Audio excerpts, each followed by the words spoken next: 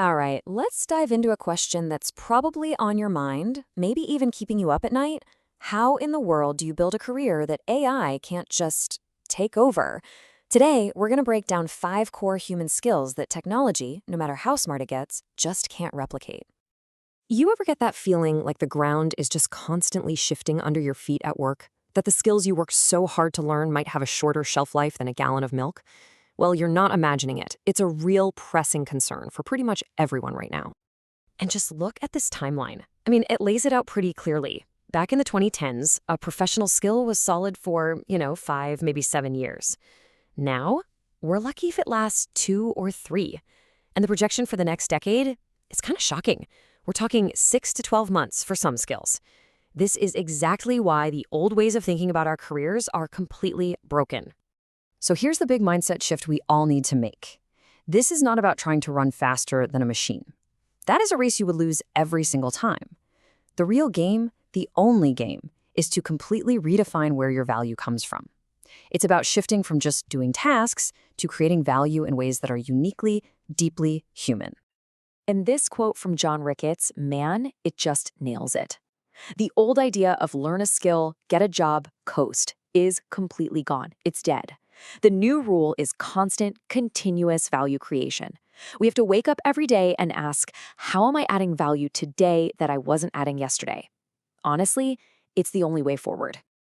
Okay, so what's the game plan? Well, it's built around these 5 core human competencies.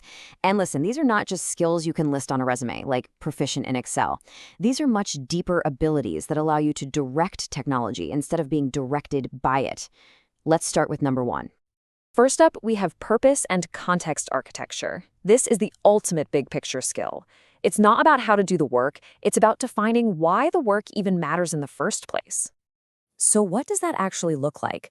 Well, it means you're the person who sets the North Star. You're the one deciding which problems are actually worth solving. You're defining what success even looks like.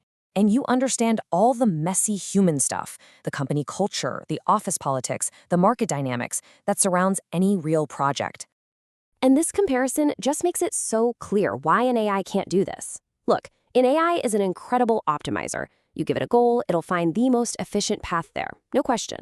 But it can never, ever decide what the goal should be. That takes vision. It takes values. It takes an understanding of human meaning. And that's the core of this first competency. So, once you've defined the why, you need competency number 2, creative hypothesis generation. If that first skill sets the map, this one imagines entirely new continents to explore. We're talking about true innovation here. This isn't about making the current process 10% faster. It's about having the guts to ask, what if we threw this whole process out? What if we're solving the wrong problem entirely? It's the difference between fixing something and evolving to a whole new level. And again, look at this distinction. An AI is a phenomenal problem fixer, but it can only operate inside the box you put it in. It can't dream up something from thin air. Human imagination is what creates the new paradigms.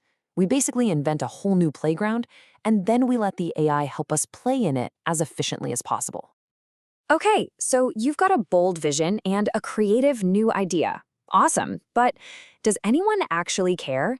That's where our third skill comes in. Value recognition and articulation. This is all about making sure your brilliant ideas actually land with real people.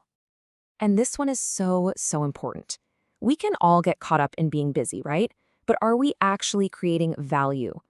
This skill is about constantly stepping back and asking, does this thing I'm doing truly matter to my customer, to my team, to the business? And then being able to explain that value in simple terms to all those different groups. What's so key here is the difference between measuring and mattering. An AI can track metrics all day long. Clicks, views, sales, whatever. It's perfect at that. But it has zero clue if those metrics actually reflect what a customer truly values. That takes empathy. It takes social intelligence. It takes human judgment. With everything changing so fast, how on earth do you keep up? Well, that leads us right to our fourth competency, which is basically the engine that keeps you relevant, adaptive learning and cross-domain synthesis. This is really the meta skill of learning how to learn.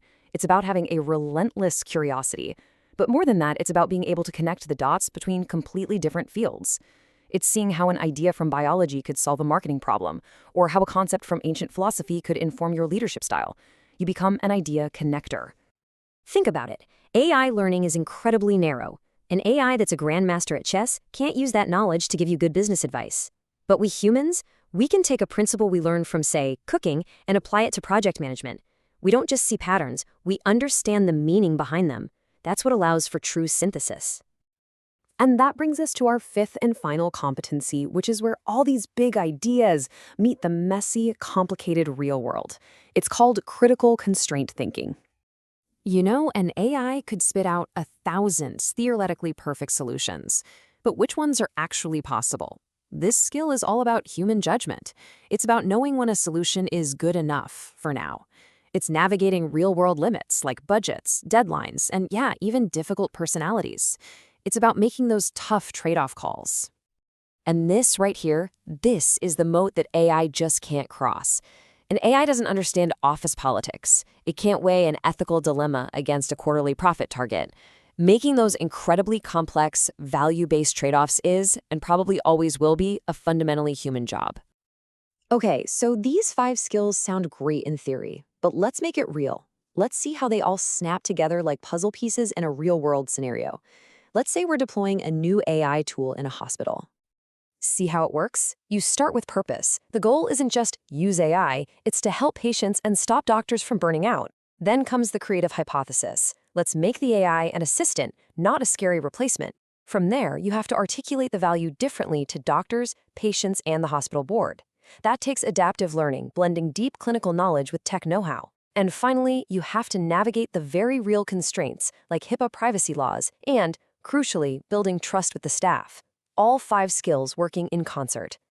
And this really brings us to the big takeaway, the whole point of this. If you only focus on surface-level technical skills, well, AI is eventually going to make your role redundant. It's just a matter of time. But if you build your career on these 5 core human competencies, you stop competing with AI. You start partnering with it. You use it as a tool to multiply your impact and create exponential value. So I'll leave you with this one question to think about. In the coming decade, as AI gets more and more powerful, the professional world is going to split into 2 camps: people who are given tasks to execute by the system, and people who use these core human skills to define what tasks are worth doing in the first place. Which one will you be? The choice is yours.